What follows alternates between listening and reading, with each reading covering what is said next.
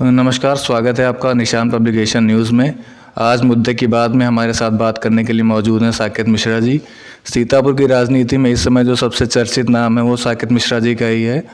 भाजपा से टिकट की काफ़ी चर्चाएं, आपको टिकट मिलने की थी, मगर अंतिम समय में किसी और को टिकट देकर भाजपा ने पूरे सीतापुर के समीकरण को चेंज कर दिया है। उसके बाद से साकेत मिश्रा जी सीतापुर की राजनीति में सीतापुर सदर सीट से निर्दलीय के रूप में ताल ठोक रहे हैं। आइए उनसे जानते हैं सीतापुर की वर्तमान राजनीतिक परिस्थितियों के बारे में क्या विचार हैं। नमस्कार साकेत मिश्रा जी, निशान पब्लिकेशन में आपका स्वागत है। आपको भी बहुत बहुत स्वागत है। मैं आप लोगों को बधाई देना चाहता हूं कि निशान प्रिंट मीडिया को इलेक्ट्रॉनिक मीडिया में परिवर्तित करके जो आप क्रांतिकारी अभियान में जुटे हुए हैं, और उसके लिए आप लोग बधाई के पात्र हैं। और मैं चाहता हूं कि इस क्रांति में आप मेरा भी साथ दीजिए। पहला आपसे सवाल ये है, छात्र जीवन से लेकर अब तक राजनीति के अपने सफ़र के बारे में थोड़ा सा आप हमारी दर्शकों को बताइए। मैं इलाहाबाद विश्वविद्यालय से मैं पास आउट हूँ, वहाँ का 4 फर्स्ट क्लास हूँ।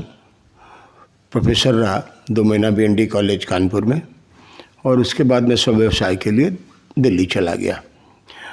छात्र राजनीति में इलाहाबाद विश्वविद्यालय से मैंने VP सिंह और जनेश्वर जी जैसे लोगों के साथ छात्र राजनीति में उनको VP सिंह को चुनाव लड़ाया, और जनेश्वर जी के मेरे पारिवारिक रिश्ते रहे, पुत्र की तरह वो मुझे मानते थे। और ये जो आज जन्मदिन आज उनका मनाया जाता है, इसकी नींव मैंने ही डाली थी। मैं पारिवारिक सदस्य हूँ, उनकी 2 बेटियां थी, दोनों मुझे भाई हर काम काज में राखी बांधती हैं। और वहाँ पे मैं बिल्डर्स का काम था मेरा। मैं बिल्डर एसोसिएशन का ऑल इंडिया का जनरल सेक्रेटरी रहा। मेरे पिता यहाँ पे प्रोफेसर RNP डिग्री कॉलेज में रहे, लीडिंग साहित्यकारों में रहे। 46 ग्रंथ लिखे उन्होंने, और आज वो 16 विश्वविद्यालय में पढ़ाए जाते हैं। उन पर रिसर्च हुई है। रूस और अमेरिका जैसे हिंदी के छात्रों ने उन पर शोध किया है। मैं भी यही सोच के कि अपने सीतापुर को जब मैं दिल्ली चला गया और यहाँ पर आया, मैंने देखा, उनके नज़दीक भी रहा, तो मुझे लगा कि सीतापुर के लिए कभी किसी ने कुछ किया नहीं। मेरी ज़िंदगी का एम कभी पैसा नहीं रहा। कमाया, ईमानदारी से कमाया और ठीक ठाक कमाया। फिर उसके बाद जब मैं यहाँ आया 2002 में, मैं पहला चुनाव बहुजन समाज पार्टी से लड़ा। उस समय ठीक ठाक मेरी ज़मानत कभी जब्त नहीं हुई। मेरे 20-21 हज़ार मत मुझे मिले थे। तब कोई मुझे जानता भी नहीं था, पिता के नाम से भी मैं तब जाना जाता था।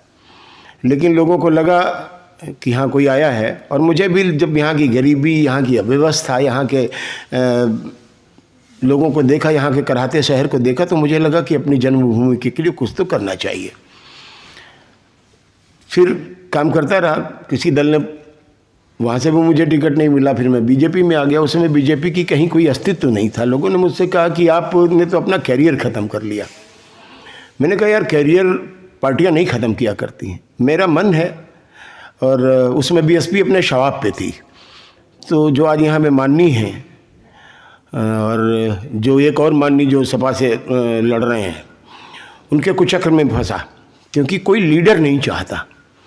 और मैं छात्र राजनीति में रहा, और जिसने छात्र राजनीति की हो, जिसने विश्वविद्यालय में शांडाई लगवाए हो, जिसने VP सिंह जैसे और जनेश्वर जी जैसे लोगों के साथ काम किया हो, वो किसी के गुलाम होकर राजनीति नहीं कर सकता। मैं अपनी बात बहुत बेबाकी से कहता रहा हूँ, और मुझे नहीं पता था कि राजनीति में बेबाकी अब ख़त्म हो चुकी है। राजनीति में चापलूसी, परिक्रमा, यही सब रह गया।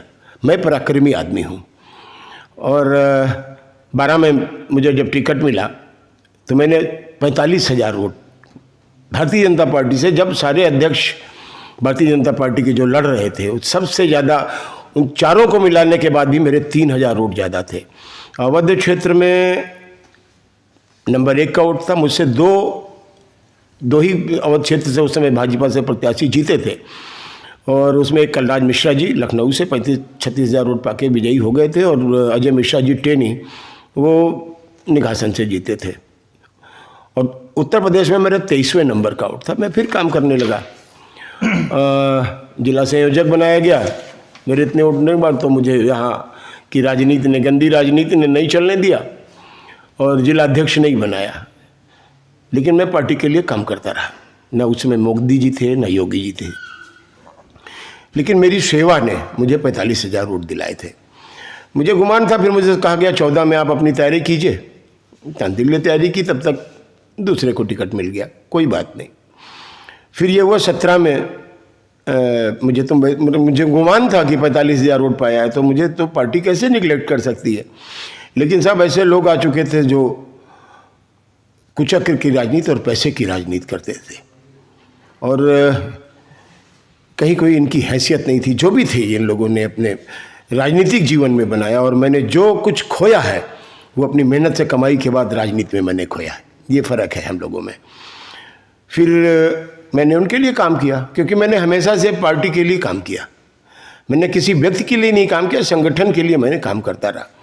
फिर 17 में मैं मेन दावेदार था, मेरा टिकट लगभग फाइनल था, लेकिन माननीय महोदय ने टिकट कटवा के दूसरे को दिला दिया। खैर, लोगों के फ़ोन आए, बड़े लेवल पे फ़ोन आए कि यहाँ पे 15-20 हज़ार पब्लिक इकट्ठा थी। पूरा सीतापुर जानता था कि भैया आप लड़ जाओ चुनाव। तो मुझे लगा कि नहीं, चलो पार्टी का काम है, पार्टी ने अपना कुछ सोच विचार के दिया होगा। मुझे नहीं पता था ऊपर इतनी गंदी पॉलिटिक्स चलती है। तो मुझे 17 में टिकट काटा गया। फिर भी मैंने पार्टी के लिए काम किया, झोली फैला के मैंने पार्टी के लिए वोट मांगे, क्योंकि वो जो कोई लगा है तो उससे मेरी, तो जो हर आदमी लगता है, जो पा गया उससे मेरी क्या दुश्मनी। मुझे काटा गया, ये थोड़ा दुख हुआ, लेकिन मैंने फिर पार्टी के लिए काम किया। फिर ये हुआ कि 19 में माननीय का टिकट कट रहा है, आप फिर तैयारी कीजिए। फिर मैंने तैयारी की, उसके बाद फिर वही आ गए। तो वो कोई बात नहीं हुई कि जो सीटिंग है उसको दे दिया, ये पार्टी का फैसला है।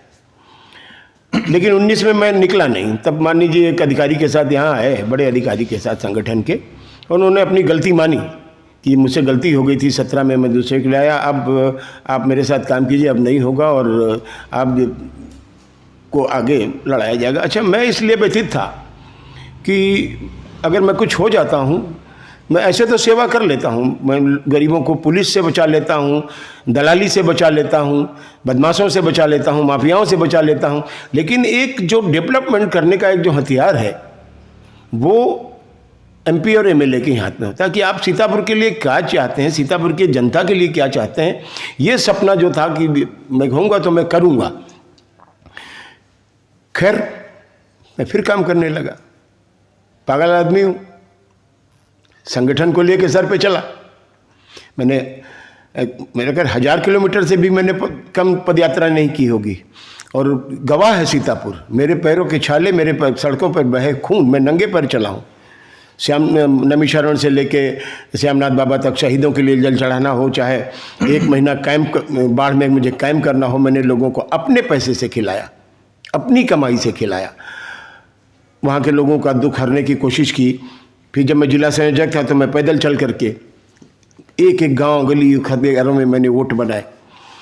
उसके बाद भी मुझे काटा जाता रहा। फिर 22 में ये था कि अब तो श्योर लड़ना है मुझको, कोई हर्डल नहीं था। लेकिन मुझे कहा कि आप मोहाली भी भरो। मैं क्यों जाता मोहाली, मैंने 21 साल की कमाई मेरी सीतापुर है।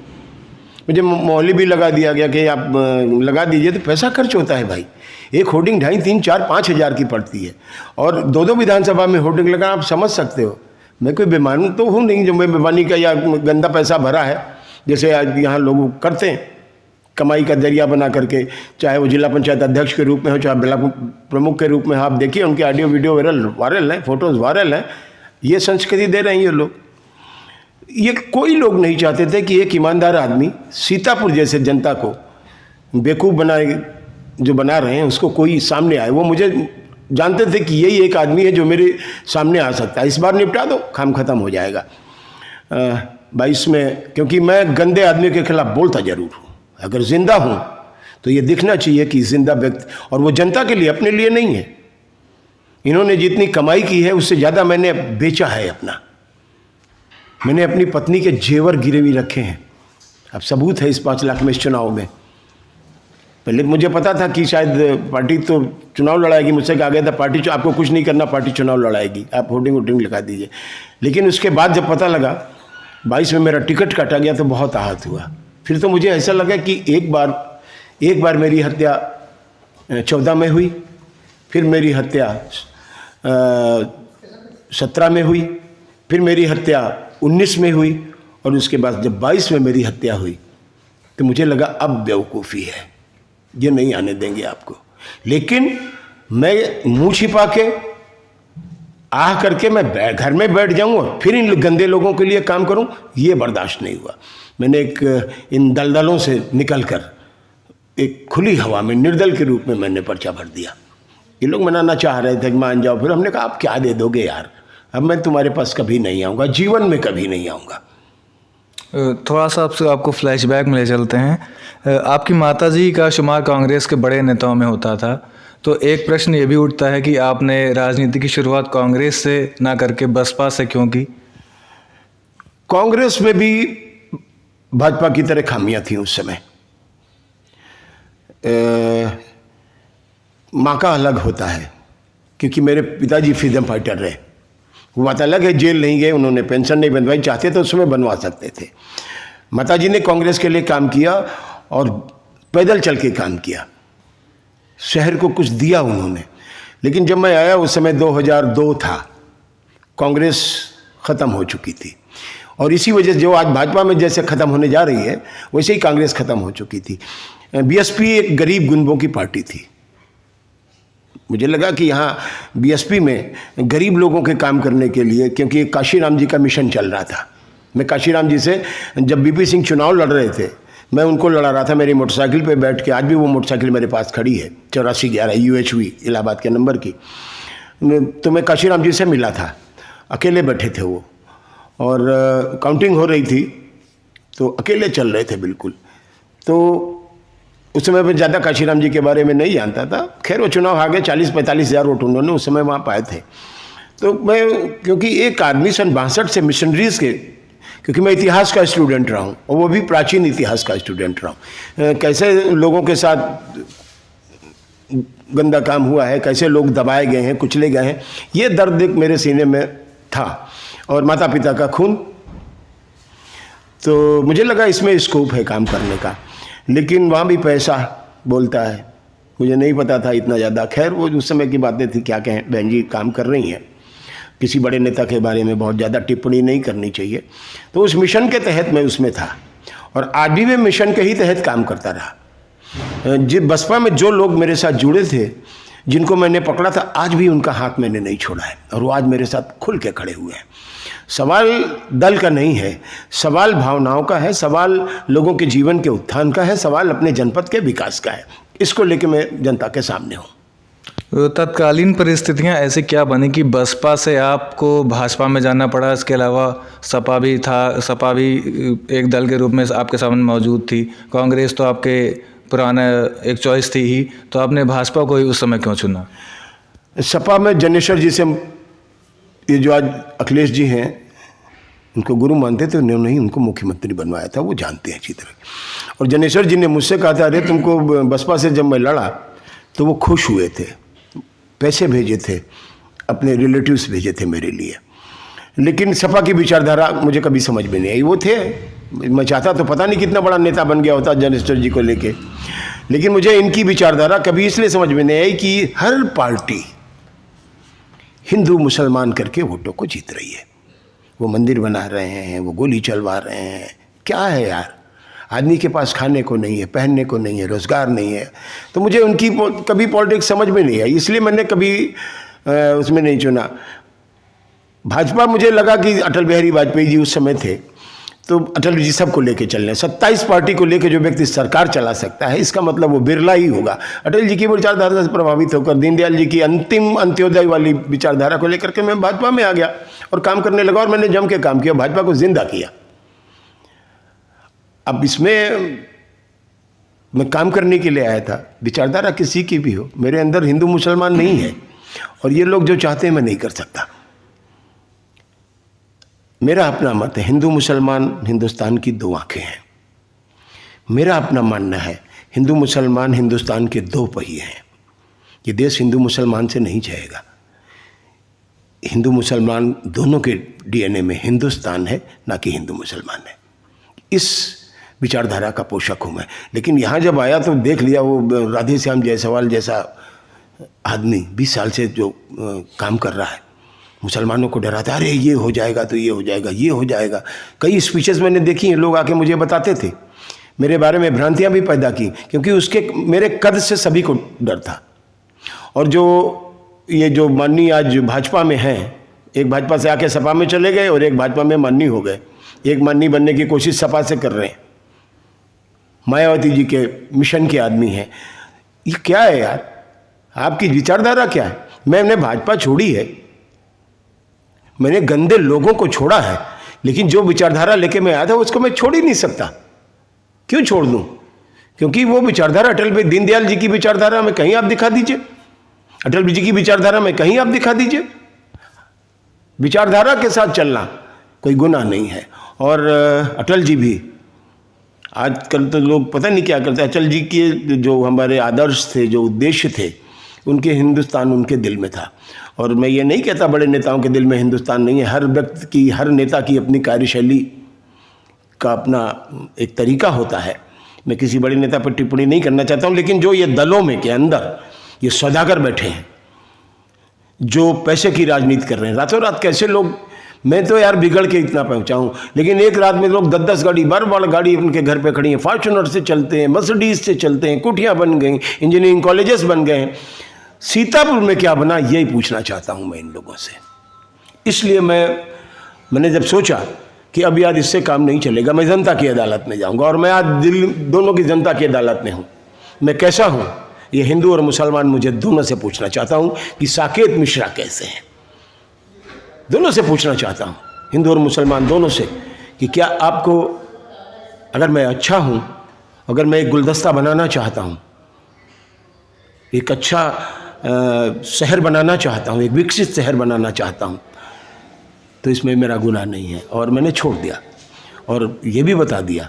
मेरे पास फ़ोन आए थे, मैंने कहा अब चिड़िया चुग गई खेत, अब आपके पास कोई तोता उड़ गया, अब तोता आज़ाद है, और आज़ाद परिंदे ही कुछ करिश्माई किया करते हैं। साकेत जी, भाजपा से उम्मीदवारी का आपका टिकट फाइनल होने के बाद एक समुदाय विशेष को लेकर आपकी एक टिप्पणी काफ़ी चर्चा में रही थी, उस पर आपके क्या विचार हैं? मैंने समुदाय विशेष पे कभी टिप्पणी नहीं की, कभी टिप्पणी नहीं की। कोई दिखा दे मुझे वो टिप्पणी। उन चुनाव के दौरान काफ़ी चर्चा में रहा था। हमने कहा ना, यही करते थे, यही राधे श्याम जायसवाल उस समुदाय को डराने के लिए, गोलबंद करने के लिए उन्होंने किया था। मैंने कोई टिप्पणी नहीं की। मुसलमान ने गलत किया है तो मैं खड़ा हुआ हूँ। आपने देखा होगा सड़कों पर मुझे, जिसने भी प्रताड़ित किया है मैं खड़ा हुआ हूँ। अगर खैराबाद के अंदर किसी ने किसी को प्रताड़ित किया तो मैं खड़ा हुआ हूँ। अभी ताज़ा घटना खैराबाद के अंदर प्रताड़ित किया तो मैं खड़ा हूँ। गंदा व्यक्ति चाहे हिंदू हो और मुसलमान, मैं छोड़ने वाला नहीं, क्योंकि मुझे अपने दोनों के बच्चों को देखना है, नौजवानों के भविष्य को देखना है। इनको आग में नहीं झोंकना मुझे, इनको किसी से डरने नहीं देना मुझे, और उसके लिए मैं काम करूँगा, जम के काम करूँगा। निर्दलीय प्रत्याशी के रूप में उतरने के बाद सीतापुर की बुनियादी समस्याओं के लेकर आपका रोड मैप क्या रहेगा? हाँ, अब विषय पे आए, बहुत हो लिया, अपना दर्द भी कह दिया, लोगों की पोलें भी खोल दी, लोगों की कलाई भी खोल दी। अब मेरे पास इन सब चीज़ों के लिए वक्त ही नहीं है।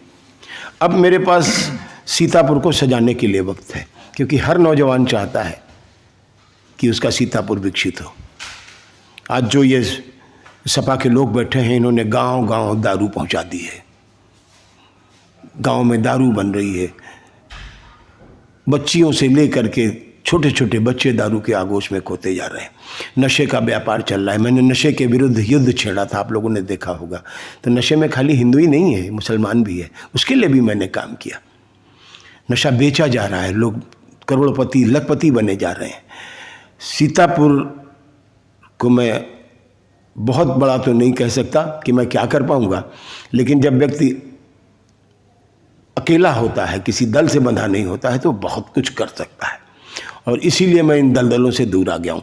मैं सीतापुर को वो सपनों का शहर बनाना चाहता हूँ जहाँ पे कोई लखनऊ ना रेफर हो, जहाँ पे नौजवानों के लिए खेल सुविधा से लेके मनोरंजन की सारी सुविधाएं हों।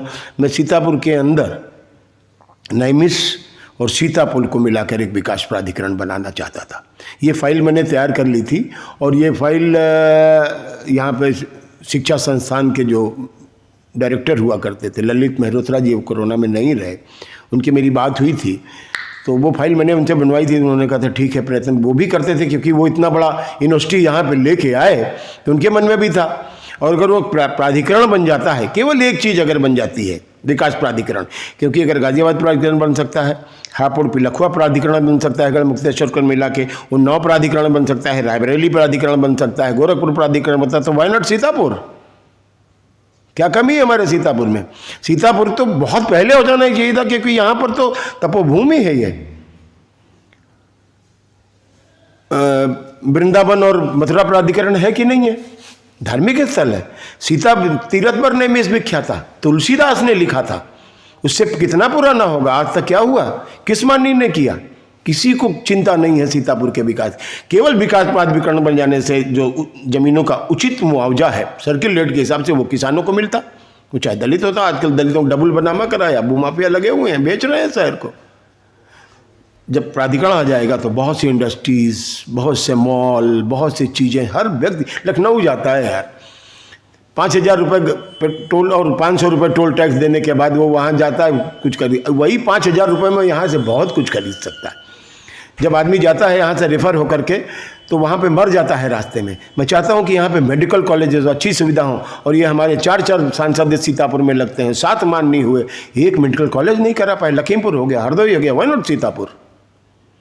कूड़ा निस्तारण की चीज़ें, 35 जिलों को कूड़ा निस्तारण मिला, हमारे यहाँ की कूड़ा निस्तारण में भी तुम नहीं लाए। इतने नाकारा हो आप लोग। सड़कें बजा रही हैं, मोहल्लों में निकलने वाला नहीं है।